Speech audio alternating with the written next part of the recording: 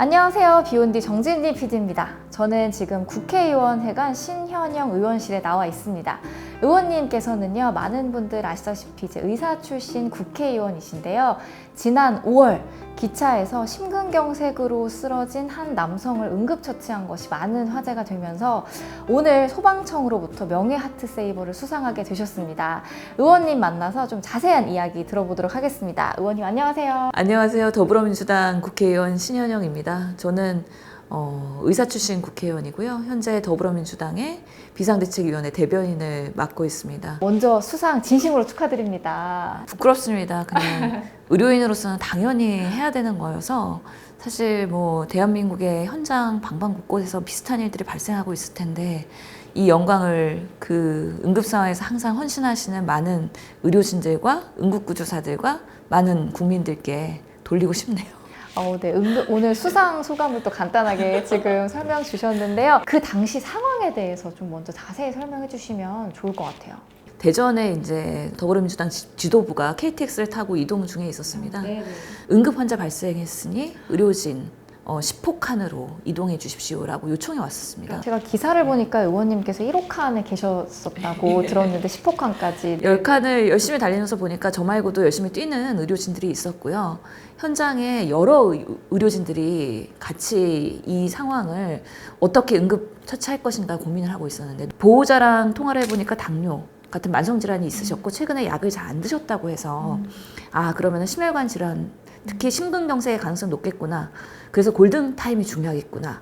그러다 보면은 이동하다가 어느 역에 빠르게 내려서 시술할 수 있는 병원으로 가장 빠르게 연결하는 게 지금 이분의 생사를 판단하는 데서 매우 중요했다는 판단을 했었습니다. 네네. 그러면 당시 환자가 좀 호소했던 증상이 구체적으로 좀 어떤 거였을까요? 전형적인 왼쪽 가슴의 흉통이었는데요. 네. 손도 헐떡거리고 계셨고요. 앉아 있는 것도 버거우셨고요. 그래서 저희가 이제 평평한 이제 바닥에 눕히고 간이 산소 공급기가 있어서 그것만 하면서 지금 119에 빠르게 연락해라. 그리고 정차할 수 있는 역이 어딘지 확인해라. 그리고 그 역에서 가장 가까운 병원에 시술할 수 있는 곳이 있는지 확인해달라. 그런 것들을 그 KTX 내에 있는 요원들과 같이 소통을 하면서 그 상황에서 환자를 안심시키고 보호자 소통을 하는 그런 역할을 했었던 것이죠. 심장 혈관 질환에 있어서 KTX에서 당장 할 수 있는 건 별로 없기 때문에 의료진들이 아이디어를 내서 보통은 이게 심근경색이나 협심증이 있는 분들은 평소에 또 언제 심장 그런 통증이 재발할 수 있을지 모르기 때문에 혈관을 확장하는 그런 엔티지라는 약을 구비하고 다니시는 분들이 있거든요. KTX 내에 방송을 해서 갖고 있는 분이 있었습니다. 다행히. 그 약을 찾으신 거네요? 예, 그 약을 받아서 그분한테 하나를 드리고 그리고서는 빠르게 이송을 시켰죠. 그분은 그럼 시술을 잘 받으시고 지금은 다행히 잘 회복을 예, 당시에 그래서 보호자가 없었기 때문에 보호자 역할을 대신 해드렸고요. 멀리 있는 보호자를 안심시키면서 오실 수 있도록 안내해드리고 환자분은 시술방으로 빠르게 들어가서 스텐트를 하나 넣으시고 회복하는 것을 듣고 그다음에 보호자한테 인계를 하고 왔는데요. 그 이후에 며칠 후에 연락 와서 일반 병실로 옮기셨다. 그리고 퇴원 잘 하셨다.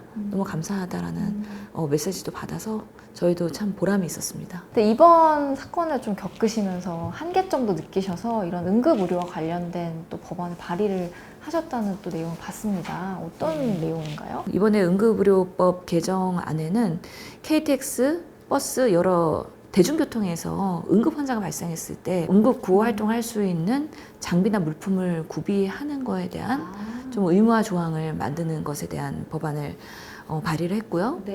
응급 구조를 했음에도 불구하고 원치 않는 결과를 낳거나 환자가 사망하는 경우도 있습니다. 이럴 때에도 우리가 형사처벌에 대해서는 어느 정도 면제할 수 있는 그런 법적 조항을 만들어서 착한 사마리아인이 우리 사회에 더 많이 생길 수 있고 그런 분들이 주변에 응급 환자나 어려운 환자가 발생했을 때 외면하지 않고 적극적으로 소생을 할 수 있도록 하는 그런 우리 아름다운 사회를 만들 수 있는 제도 개선할 수 있는 법안을 발의했습니다. 통과가 될지는 지켜봐야 되는 상황인 거죠? 보건복지위나 아니면 국토위가 열려야 상임위에서 법안 심사가 이루어질 텐데요. 그럴 때 국민들께서 이런 법은 꼭 필요하다라고 많이 목소리 내주시면 통과하는 데 큰 도움이 되지 않을까 싶습니다. 관심을 좀 많이 갖는 게 지금 필요한 상황인 것 같습니다.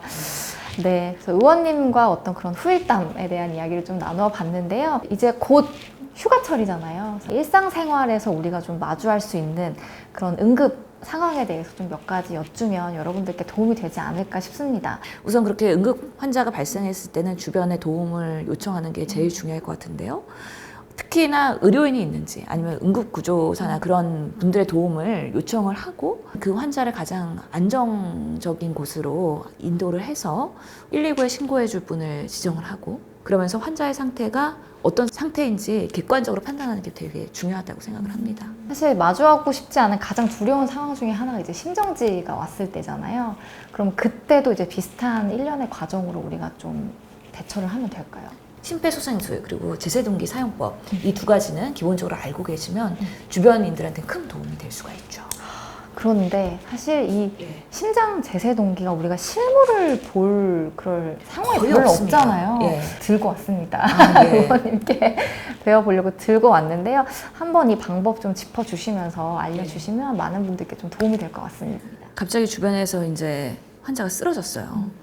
그러면 이 환자분의 상태가 어떤지 우선은 체크를 해야 될 텐데요. 어깨를 치면서 괜찮으세요? 괜찮으세요? 한번 말을 시켜보시면서 의식이 있는지 확인을 할 수가 있고요. 그 다음에 심장이 멎었는지의 여부는 우리가 보통은 여기에 경동맥이 있기 때문에 경동맥에 이렇게 손을 얹고서는 알 수가 있는데요. 심장이 멎었다고 확인이 되는 경우에는 이제 119에 요청을 하면서 동시에 주변에 제세동기가 있다면 제세동기를 가져오라고 지정을 해야 됩니다. 이제 저희는 심폐소생술을 시작하게 되는 거죠. 최근에는 심폐소생술 30번 하고 인공호흡 2번 하는 30대 이의 방법을 하게 되는데요. 이 환자분을 평평한 곳에 눕혀야 되는 게 있고요. 깍지를 껴서 양쪽의 중간에 2분의 1 되는 부분에 심장 압박을 가하기 시작하는데요. 전체에 힘을 실어서 가슴을 압박해서 적어도 5에서 6cm는 들어가야 되는 거거든요. 그렇기 때문에 상당히 압박을 많이 해야 되고 1분에 100에서 120번을 해야 되니까 상당히 많이 해야 되는 겁니다. 그리고 우리가 인공호흡을 할 때는 기도 확보를 해야 되기 때문에 이렇게 고기를 당기게 되면 입이 벌어지면서 기도가 나름의 일자가 되는 것이죠. 그 상태에서 우리가 인공호흡을 하게 될 텐데요. 마우스 투 마우스로 이렇게 인공호흡을 하면서 인공호흡을 할 때는 에어를 넣게 되는데 이 에어가 코 속으로 다시 콧구멍으로 나올 수 있기 때문에 항상 코를 막고 이 상태에서 기도를 확보한 상태에서 이렇게 심호흡을 하면 되는 것입니다. 그것을 2번 하는 게 인공호흡. 30번에 2번. 네.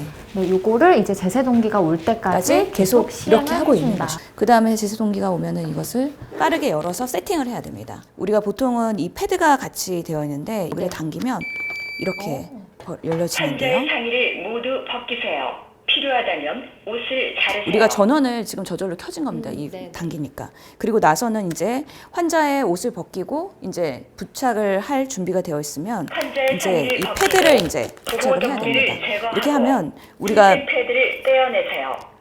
여기서 제세동기에서 이야기하는 지침대로만 하면 됩니다. 그래서 이게 패드인데요. 자, 저희가 한번 떼어보겠습니다. 노란색 플라스틱 빗면에서 첫 번째 패드를 떼어냅니다. 이것을 패드를 각각 그림과 똑같이 떼어서 부착하세요. 예, 이걸 환자 떼니까 가슴 피부에 단단히 눌러 부착하세요. 안내 방송에 계속 나오네요. 예, 네. 시키는 대로만 하면 됩니다. 아주 간단하게. 첫 그리고 번째 패드를 부착하고 두 번째 패드의 그림을 주의 깊게 살펴보세요. 예. 노란색 플라스틱 빗면에서 두 번째 패드를 떼어냅니다. 패드를 그림과 똑같이 부착하세요. 여기 옆구리에 이렇게 환자 붙여야 가슴 되는 거예요. 피부에 예. 단단히 눌러 부착하세요. 이렇게 해서 지금 이 상황에서도 계속 심장 압박은 진행되고 있는 상황에서 붙이고 하는 예, 그럼 부착이 다 됐습니다. 이렇게 붙이고 나서 이제 심장 충격을 가해야 되는 상황인데요. 심장 충격을 가할 수 있는 버튼이 있기 때문에 이 버튼을 누르게 되면은 전기 충격이 가해집니다. 그때 심장 압박을 하고 있다가도 이제 버튼을 누르게 되면 모두 손을 떼서 좀 떨어져야 된다. 예, 우선은 그 심장 충격이 잘 들어갈 수 있도록 그리고 우리가 충전할 때 방해가 되거나 아니면 우리가 감전이 되지 않도록 하는 것도 중요하겠습니다. 다시 끝나고 나서는 심장 압박을 계속 가해 주시면서요. 지금 제세동기가 다시 한번 전기 충전을 할 때까지는 심장 압박을 하다가요. 여기 신호에 맞춰서 이제 충전이 완료되었습니다 하면 다시 한번 버튼을 누르고 손을 떼고 충격을 가하게 될 수가 있는 거죠. 이런 반복되는 일련의 과정들을 119가 와서 응급구조를 할 때까지 지속하시면 되겠습니다. 네, 오늘 신원영 의원님 만나서 인터뷰도 나누고 또 우리가 일상생활에서 마주할 수 있는 이런 응급 상황 대처법에 대해서도 알아봤습니다. 귀한 시간 내주셔서 감사드리고요. 우리가 이제 휴가철을 앞두고 이런 상황을 마주하면 안 되지만 네, 마지막으로 당부의 말씀 한마디만 해주시고 마무리 해보겠습니다.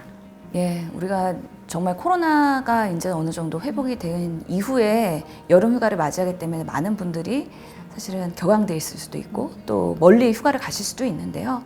항상 안전사고에 유의해야 된다는 거 유념하셔서 안전한 물놀이 그리고 안전한 휴가를 보내시길 바라고요.